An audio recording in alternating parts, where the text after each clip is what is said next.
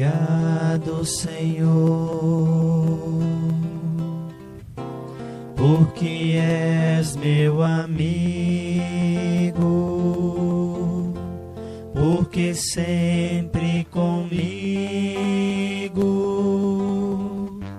tu estás a falar no perfume das flores, na harmonia das cores e no mar que murmura o teu nome a rezar. Escondido tu estás, escondido tu estás no verde das florestas, no verde das florestas, nas aves em festa, nas aves em festa, no sol a brilhar, no sol a brilhar, nas sombras que abrigam, nas sombras que abrigam, na brisa amiga, na brisa amiga, na fonte que corre, na fonte que corre, ligeira a cantar, ligeira a cantar. te Agradeço ainda o porquê na alegria ou na dor de cada dia posso te encontrar. Quando a dor me consome,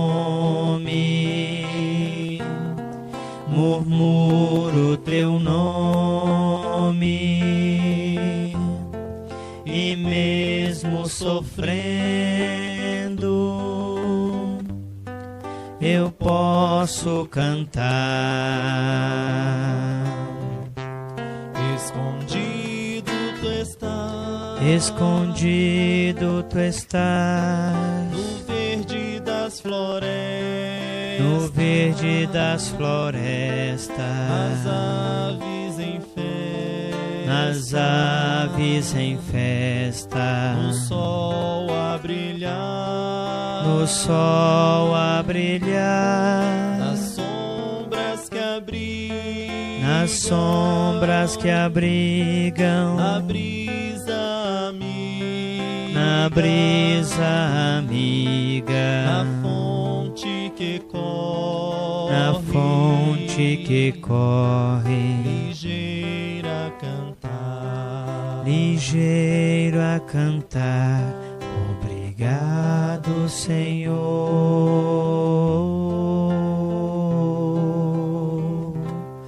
Obrigado, Senhor.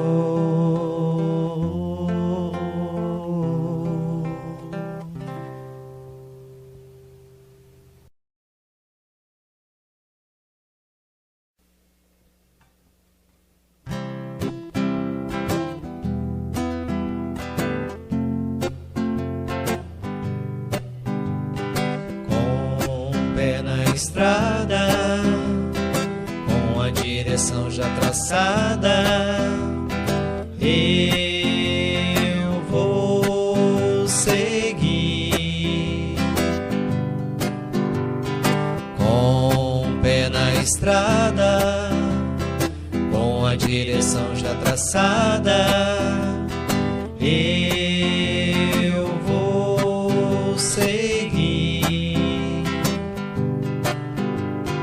Não olhes pra trás e nunca digas eu não sou capaz. Nunca digas eu não vou chegar. Eu já fui e vou, irei outras vezes se preciso for. Essa estrada é feita pra trilhar. Se sol, somos a terra, então vamos nos iluminar. Se a vida é a chance de nos melhorar, vamos então aproveitar. Não olhes para trás e nunca digas eu não sou capaz. Nunca digas eu não vou chegar. Eu já fui e vou, irei outras vezes se preciso for. Essa estrada é feita pra trilhar, com o pé na estrada.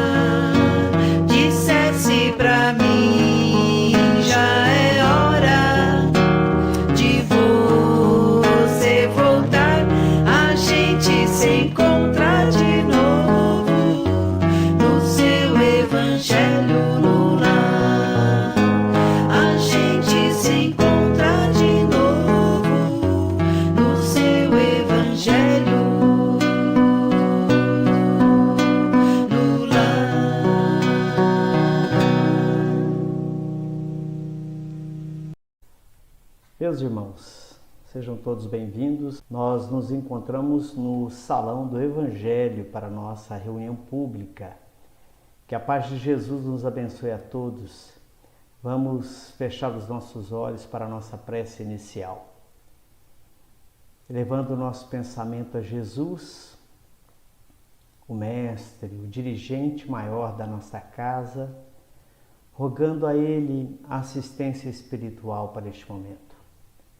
Amigo querido, nós te agradecemos, Senhor, pela oportunidade de estarmos mais uma vez reunidos em Seu santo nome, Jesus, pedindo-lhe a permissão para que possamos, no transcorrer da nossa reunião, discorrermos sobre o Seu Evangelho, rogando a Sua assistência espiritual, os bondosos amigos do mundo maior, possam também nos auxiliar na inspiração, nos trazendo conforto, alívio, esperança.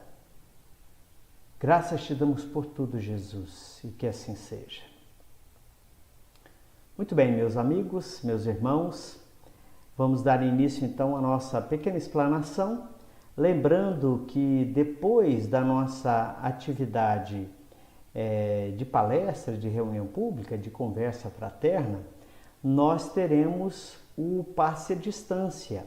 Então, se você ainda não o fez, prepare aí um vasilhame com água pura para ser fluidificada e você fazer uso ao longo do dia, durante a semana, para as necessidades físicas e espirituais. Muito bem, hoje nós vamos falar sobre a passagem evangélica contida em o capítulo 7 de O Evangelho segundo o Espiritismo, itens 11 e 12. O capítulo 7 fala das bem-aventuranças, uma delas, bem-aventurados os pobres de espírito. Esse capítulo, sem dúvida nenhuma, está apoiado na citação evangélica, na narrativa de Mateus, capítulo 5, versículo 3, bem-aventurados os pobres de espírito, pois que deles é o reino dos céus. Por que Jesus promete o reino dos céus aos pobres de espírito? Precisamos fazer alguns questionamentos. A doutrina espírita nos concita, nos conclama, nos chama a interrogações, a perguntas, a fim de que a razão se associe à emoção. E aí a gente tem aquela fé inabalável que a gente pode enfrentar qualquer discussão frente a frente em qualquer momento da vida, como como Kardec fala na abertura do livro O Evangelho segundo o Espiritismo. Então, já nos ocorreu porque Jesus promete o reino dos céus, ou seja, um reino de ventura, um reino para o Espírito Eterno, aos pobres de espírito. Não seria mais aconselhável ou mais justo aos que sejam ricos de espírito? O que Jesus quis dizer com isso? Então, esse capítulo, inclusive, tanto Kardec quanto os espíritos superiores, em Instruções dos Espíritos, nos esclarecem o que eles querem dizer, ou aliás, o que Jesus quis dizer com essa bem-aventurança. E nos compete aqui a um pequeno raciocínio a fim de que a gente possa estimular os nossos irmãos na leitura e na compreensão desse capítulo de O Evangelho segundo o Espiritismo. O espírito superior, a quem nós analisamos o comentário dele agora, nos itens 11 e 12, ele diz que a humildade é uma virtude muito esquecida entre nós. A humildade é uma virtude muito esquecida entre nós, por quê? É porque a gente ainda se acha superior às pessoas e às coisas. E é muito natural que a gente se empolgue pelo descobrimento das coisas, da verdade, Tudo isso nos dá riqueza, nos dá compreensão das coisas, mas isso também faz, e não deveria ser assim, e nós vamos ver por que é ainda, nos faz às vezes se achar ou nos acharmos melhor que as pessoas. Falta de humildade para aquele que ainda está no processo de aprendizagem.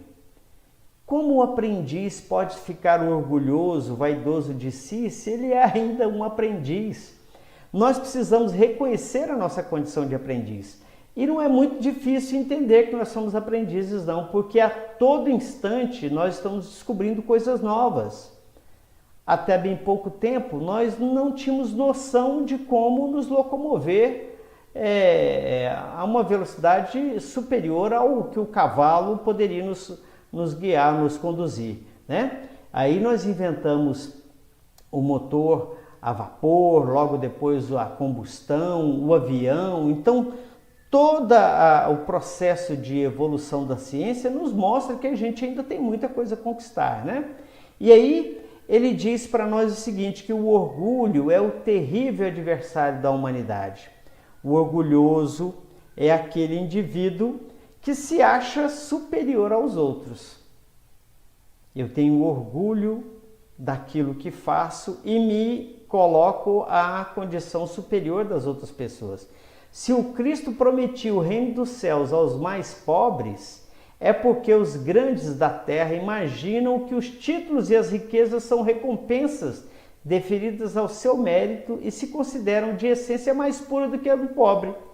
Então, veja como a raça humana, o ser humano, ainda não sabe analisar as coisas. Ele observa um efeito, que é por exemplo, da riqueza, e observa o efeito da pobreza em outras pessoas, e ele, por analisar esse efeito, julgando ele como causa, porque Deus tem preferência a ele, se acha melhor do que o indivíduo que é irmão dele e tem menos do que ele, tem menos posse, tem menos inteligência, né? Então ele imagina, por ignorância, que tudo que ele possui, sendo dado por Deus, o foi porque ele prefere a esse e pretere àquele. Ignorância de algumas coisas importantes na vida. E nós vamos discutir isso aqui, né? O que se deve entender então por pobre de espírito? O que Jesus quis dizer a respeito disso? E o Espírito Superior continua nos dizendo: a incredulidade zombou desta máxima sobre os bem-aventurados os pobres de espírito, como tem zombado de muitas outras coisas que não compreende. Então, aqui o Espírito Superior, Lacordaire, está nos dizendo que o ponto central da discussão é a incompreensão das coisas. A gente acaba zombando, se torna incrédulo, porque a gente não compreende de fato como as coisas são. A gente toma uma situação por verdade apenas porque ela impressiona os nossos sentidos parcos, né?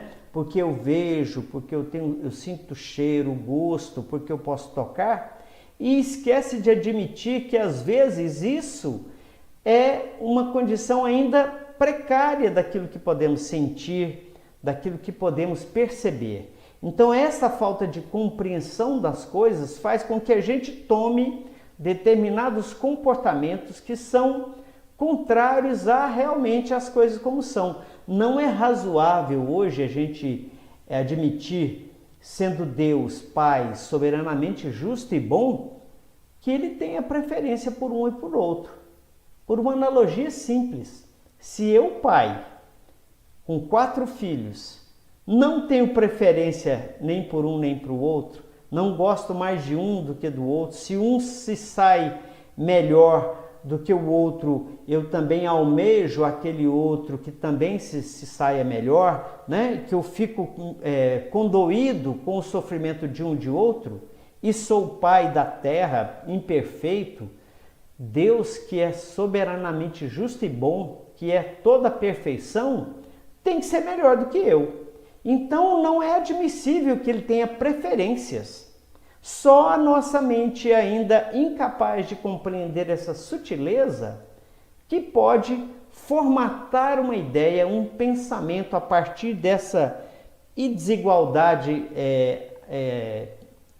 premente, né? Essa desigualdade agora, como sendo um fato absolutamente estabelecido e ponto final, né? Então falta a compreensão de algumas coisas.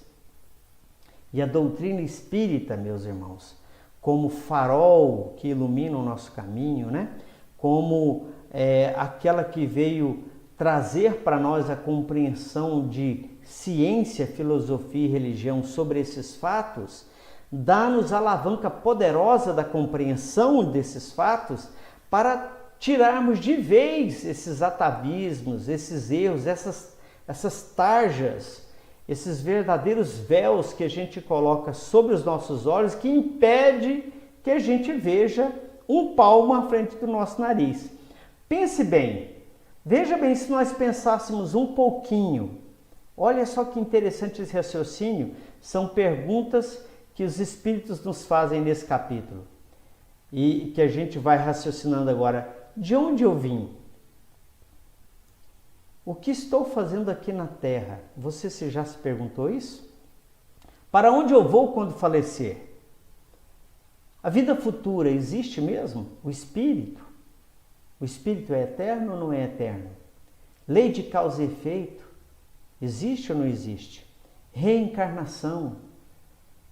Todos esses questionamentos, se não respondidos corretamente, se não compreendidos corretamente, vão fazer com que a gente tenha uma avaliação equivocada da nossa vida, né? Continuemos no raciocínio. Se nós pensássemos um pouquinho, Deus, são os Espíritos perguntando lá, né? Deus vos distingue pelos corpos? Será que o Deus, Criador de tudo e de todos, dos universos sem fim, vai distinguir a gente pelos corpos?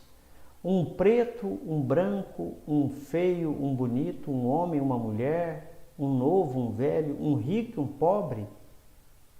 Ainda mais sabendo, nós sabemos disso, que a matéria, que os corpos são compostos de matéria, ela tem uma regra própria, ela nasce, vive e morre, transforma-se continuamente. A matéria, de fato, ela não existe. Einstein, há mais de 100 anos, provou para nós que esta matéria que nós conhecemos como matéria é apenas uma ilusão óptica dos nossos olhos. Tudo não passa de energia.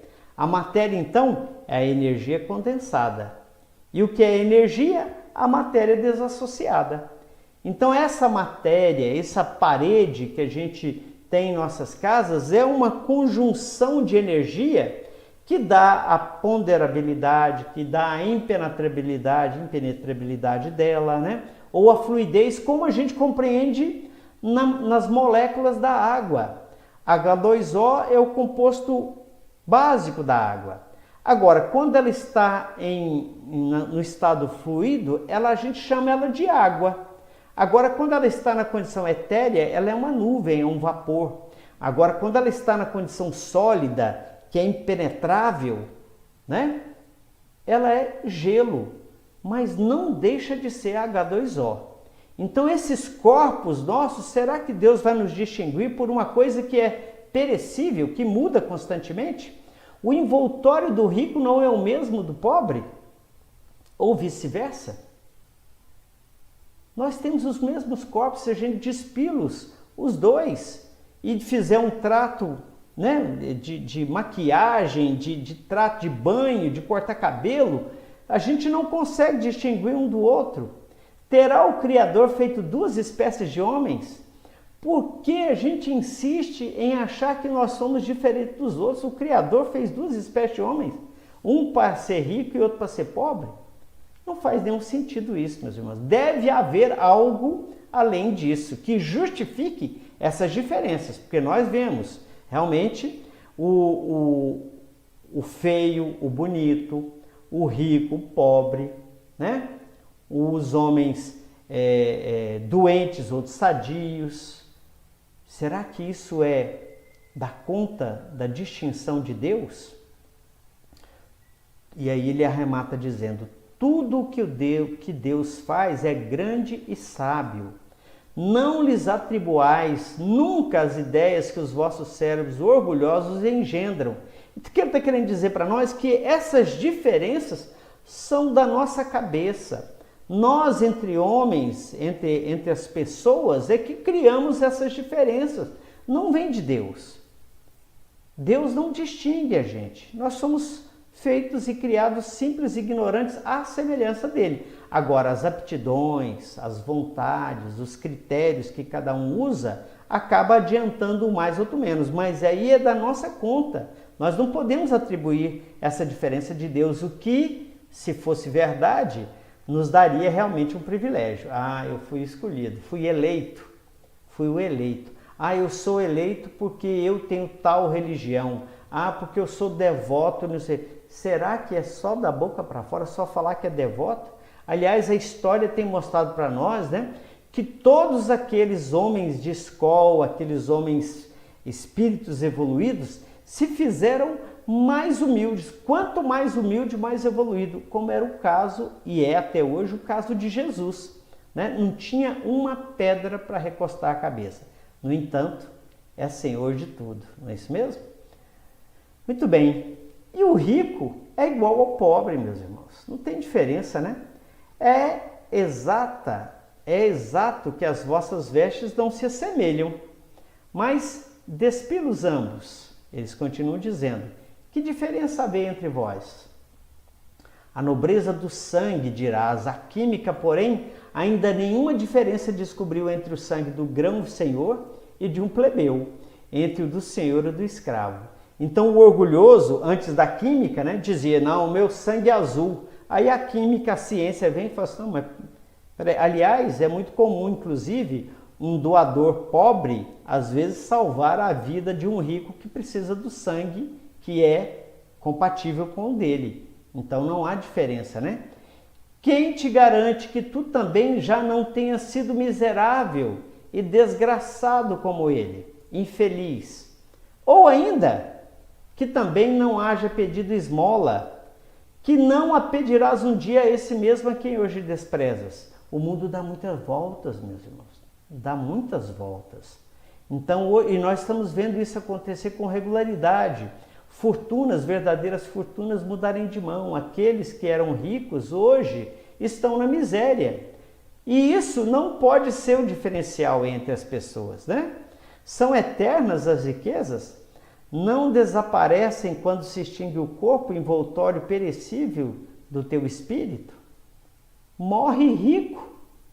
E será que vai chegar de lá exigindo aquela mesma deferência que era tratada aqui? Porque lá no mundo espiritual, onde a matéria, o ouro, não é negociável, porque ele fica aqui na Terra, como é que será que é a moeda de troca lá, no mundo espiritual? Porque todos nós somos espíritos, nós estamos aqui na Terra de passagem. De passagem. O mundo primitivo, ou seja, o mundo de onde nós viemos e para lá voltaremos, até um dia permanecermos definitivamente, é o mundo espiritual, é o mundo dos espíritos. É a vida espírita, que é a vida eterna. Nós somos espíritos eternos tendo uma experiência corporal e não o contrário, um corpo tendo uma experiência espiritual. Não é, né? O que então se deve entender por pobre de espírito, que Jesus quis dizer? Será que é os que não têm inteligência? Será que o que vai realmente levar-nos a crer que os pobres de espírito que Jesus estava dizendo eram os não cultos? Porque nós vemos gente inteligente e honesta. Nós vemos pessoas inteligentes e boas de coração. E também vemos gente ignorante, pobres de valores culturais e com profundos problemas, né? Então, seguramente Jesus não estava se referindo aos não inteligentes. Não, o problema não é a inteligência, o problema é a falta de humildade. Humildade de reconhecer que nós somos aprendizes da vida. E o aprendiz tem que entender que ele está no processo de aquisição de riquezas, riquezas de conhecimento, riquezas materiais, né?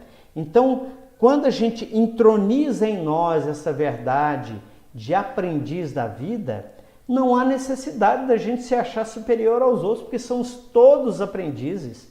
Qual de nós chega à condição máxima da capacidade de inteligência aqui na Terra para se dizer superior aos outros? Se nós mesmos, quando iniciamos a nossa fala, estamos a todo instante vendo que a ciência, ela mostra para nós as mudanças quase que continuamente daquilo que precisamos aprender e transformando continuamente, não é isso mesmo? Como reconhecer então um comportamento orgulhoso e um humilde? Muito bem, eu reconheci que eu devo ser humilde, mas como é um comportamento humilde? Será que eu estou tendo um comportamento humilde ou será que eu estou tendo um comportamento orgulhoso? Ele também faz essa distinção nesses dois itens. Olha que interessante, algumas características do orgulhoso e do humilde. O orgulhoso procura o primeiro lugar, tudo para ele, e ele fica triste se ele não é o primeiro colocado, não numa disputa comum, né? Numa disputa de modalidade esportiva, não é isso que nós estamos dizendo, né? É o querer ser o destaque de tudo, quer sobrepor-se aos outros.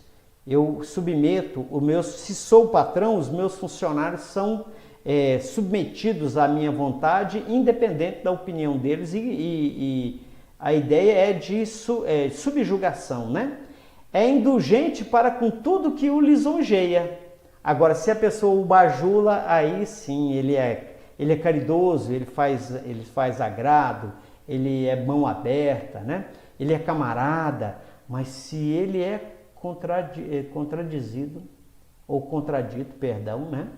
Se ele tem uma contradita, ele se transforma, acredita-se infalível. Eu não falho, eu sei de tudo e eu nunca erro. Uma ignorância do tamanho do mundo, né? E revolta-se contra Deus. Quando Deus, às vezes, os reveses da vida o submetem à condição de entender que a vida dá muita volta, ele se revolta contra Deus. Quando as coisas não acontecem quando ele quer, e geralmente também pode acontecer disso mesmo, não acontecer como a gente gostaria que fosse, ele se revolta contra Deus. E aí, na maioria das vezes, torna-se ateu, porque é orgulhoso, porque inclusive não admite que tenha algo que seja superior a ele. Agora o comportamento humilde, é aquele que suporta as humilhações com coragem, compreende que o aprendiz que está o repreendendo e às vezes o humilhando também é um infeliz, porque quem faz isso com os outros é um infeliz. Não aceita simplesmente a humilhação, mas ele suporta. E se é motivo de chamar às barras da justiça, ele vai sem vingança. Ele procura justiça, não procura vingança. Se faz pequeno porque compreende a sua pequenez, não se considera superior. Por que eu vou achar superior se eu ainda estou aprendendo? Eu não faço nem a comida que eu como, eu não faço o carro que eu ando, eu não faço o relógio que eu olho a hora, eu não fiz esse computador sobre o qual nós estamos usando de ferramenta. Então eu não tenho condição de me considerar superior a ninguém. É submisso a Deus. Senhor, seja feita a sua vontade. O Senhor que é Pai sabe o que é melhor para mim. É generoso, caridoso, sem ostentação, né? É aquele que faz com que a mão direita dá sem que a esquerda veja. Então, ele traça para nós esses perfis, né, do orgulhoso e do humilde, né? E quando sofremos as consequências dos nossos atos, a quem culpar? Naquela regra da lei de causa e efeito, quando a gente é orgulhoso, quando a gente é brigão, quando a gente é belicoso, quando a gente é revoltado, tudo isso é uma ação que causa uma reação. Quem a gente vai culpar? Depende se você é orgulhoso ou se é humilde, né? Ele diz aqui para nós, a quem culpar senão a vós que incessantemente procurais esmagar-vos uns aos outros. A gente vive em guerra, meus irmãos, e a gente é ser sociável. Nós não conseguimos viver sem os outros, e a gente vive numa guerra constante, uma disputa, sem compreender que a disputa pode nos levar a alguma vitória, mas o que é mais vitorioso é quando a gente se associa, quando a gente une esforços. Aliás, é um adágio popular, a união faz a força. Nós precisamos compreender melhor isso e agir nos acordos, nas diplomacias, nas compreensões, né? Na boa convivência com todos. Não podeis ser felizes sem mútua benevolência. Mas como pode a benevolência coexistir com o orgulho? O orgulho, eis a fonte de todos os vossos males. Aplicai-vos, portanto, a destruí-los, se não lhes quiserdes perpetuar as funestas consequências. Um único meio se vos oferece para isso, mas infalível. Tomardes para regra invariável, ou seja, sem mudança, do vosso proceder a lei do Cristo, lei que tendes repelido ou falseado em sua interpretação. Então nós já conhecemos a lei de amor, que é a lei de Jesus, que veio há 2000 anos trazer presencialmente para nós essa compreensão da lei, nos apresentando não só a teoria, mas vivendo a lei de amor, perdoando, né? Se submetendo, inclusive, às regras da época, né? E a gente simplesmente se nega a seguir este único meio que vai nos levar a uma felicidade plena, porque nós só seremos absolutamente felizes quando todos formos felizes, porque é uma regra universal, é uma regra natural, é a regra da sociedade. O ermitão, a pessoa que se isola, ela está indo contra essa regra. E quando a gente vai contra a lei, o que a gente sofre? A gente sofre o revés da própria lei. Traz-nos sofrimento, constrangimento, dor, angústia, tudo isso, né? Então vamos lá? Moisés e o bezerro de ouro. Lembra da passagem de Moisés e o bezerro de ouro? Moisés subiu ao monte para receber os 10 mandamentos e o povo, se achando abandonado, voltou à prática infeliz do culto ao sensorial. Juntaram todos os seus tesouros e criaram um bezerro de ouro para cultuar o bezerro de ouro, ou seja, cultuando a matéria novamente, esquecendo-se da divindade. E aí, Jesus nos legou a doutrina de amor, que é espiritualizando de novo, trazendo para o nosso emocional. Meus irmãos, a matéria é importante? É importante, nós vivemos da matéria, nós precisamos da matéria, mas ela não pode nos dominar, nós somos muito mais do que ela. Então esse legado de doutrina de amor que Jesus nos trouxe, nós insistimos em abandoná-lo, desvirtuá-lo, fazendo os nossos bezerros de ouro novamente. A gente comumente diz assim, eu gostaria muito de fazer caridade, mas eu ainda não tenho o suficiente, eu não tenho nenhum carro. Aí quando ele adquire o carro, ele fala assim, eu vou ser caridoso um dia, porque eu adoro a caridade, eu vejo e me emociono, mas eu ainda não tenho uma casa própria, eu não tenho um bom emprego, os meus filhos ainda não têm. E aí o tempo passa e a gente deixa de fazer a regra da doutrina do amor, cultuando o bezerro de ouro novamente. Olha só, 4.000 anos depois, quase, a gente ainda faz um Deus ao nosso jeito. A gente molda o Deus, que é, se a gente teme a Deus, o temor, né? Quem teme é porque tem medo, né? Aí a gente cultua um Deus vingativo, aquele que pune. Se a gente é ligado à sensualidade, a gente vai projetar esse Deus que é o Deus da beleza da forma, né? E a gente esquece que não tem nada a ver uma coisa com a outra. Nós precisamos desfazer desses bezerros de ouro, né? E precisamos compreender que a humildade e a caridade, irmãs que andam sempre de mãos dadas, são os meios mais eficazes de se obter graça diante do Eterno. Queremos agradar a Deus? Sigamos o conselho de Jesus, que certa feita no Evangelho narra: meu irmão, se você vai fazer a sua oferenda, ou seja, uma oferenda é um agrado que a gente vai fazer a Deus, né? Se nós vamos fazer a oferenda no altar dedicado a Deus, Jesus nos recomenda: guarda a sua oferenda aí, volta e reconcilia com seu irmão, porque este é o sacrifício mais agradável a Deus. Que Jesus nos abençoe e que nos propicie muita paz. Acompanhe agora então o nosso tratamento à distância. Nos preparemos para o momento do passe e fluidificação das águas. Coloque um recipiente com água limpa para ser fluidificada. Irmãos, não importa aonde você está, quais as dificuldades que está enfrentando, Jesus está sempre pronto para vir em nosso socorro. Coloque-se de maneira confortável, que lhe facilite a concentração e a receptividade. Respire lenta e tranquilamente. Inspire, expire. Inspire, expire. Encha seus pulmões de ar e solte bem devagar. Deixe que energias de tranquilidade e paz penetrem seus pulmões, circulem por todo o corpo. Sua alma, em harmonia com o corpo, se sente tranquila e em paz.